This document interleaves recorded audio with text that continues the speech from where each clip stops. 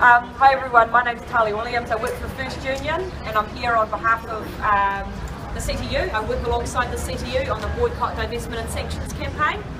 I visited Gaza as part of the Kia Gaza aid convoy in 2012. The reason Kiwis and many others from around the world were bringing basic provisions to Gaza was because of the siege or blockade imposed on Gaza by Israel. The stated aim of Israel's 7-year blockade has been to apply pressure or sanctions to weaken the economy of Gaza and decrease support for the elected government Hamas. This amounts to collective punishment of Gaza's civilians and as such is a violation of international humanitarian law. Even prior to the current offensive, 65% of the population of Gaza were unpaid or unemployed. 85% of the population depended on food aid distributed by international organisations. Patients requiring life-saving treatment unavailable in the Gaza Strip were denied permission to leave, and the people of Gaza could not rebuild after previous offensives because building equipment was denied entry into Gaza. Overcrowding was a serious problem. Some of the homes we visited contained up to 25 people living in 2 rooms. While I was in Gaza, we visited hospitals, schools, universities, parliamentary grounds, bridges, all of which have been struck by Israeli F-16s over the past few years. Everywhere we went, we were followed by curious children. They took great joy in asking us questions and welcoming us to Gaza. Now these very children are under fire, both through air assaults and the more recent ground invasion. The New Zealand Council of Trade Unions has watched recent events in Gaza with growing concern and horror.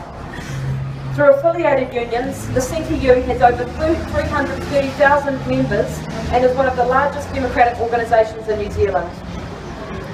The CTU condemns the Israeli strategy of deploying deadly military force, including airstrikes, against one of the most densely populated metropolitan areas in the world.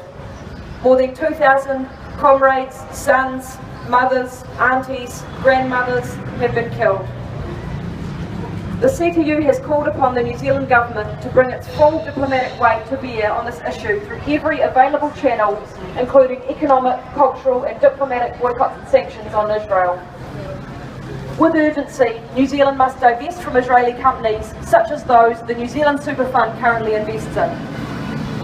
The CTU have called on the government for an immediate and permanent ceasefire in Gaza to allow urgent humanitarian aid to the people of Gaza and a full-scale UN humanitarian mission to Gaza, a lifting of the blockade on Gaza to allow medical equipment, building supplies, food supplies, infrastructure and other necessities to reach the Palestinian people, the immediate withdrawal of the Israeli military from Gaza, the immediate suspension of all transfers of weapons, munitions and other military equipment and technology being used against civilians, an international criminal court investigation into war crimes, a solution to the conflict that recognises the Palestinian people's rights to self-determination and sovereignty.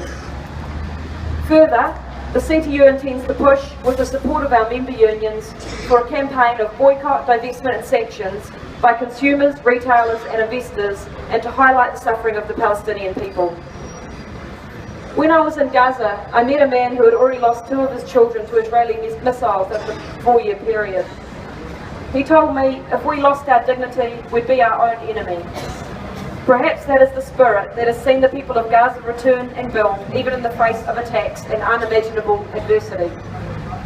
We have a responsibility to humanity to stand alongside the Palestinian people, put an end to the massacre and end the siege on Gaza. And the most effective contribution from this corner of the world will be through a concerted boycott, divestment and sanctions campaign. Stop superfunding apartheid. Please fill in one of our postcards as well. Thank you.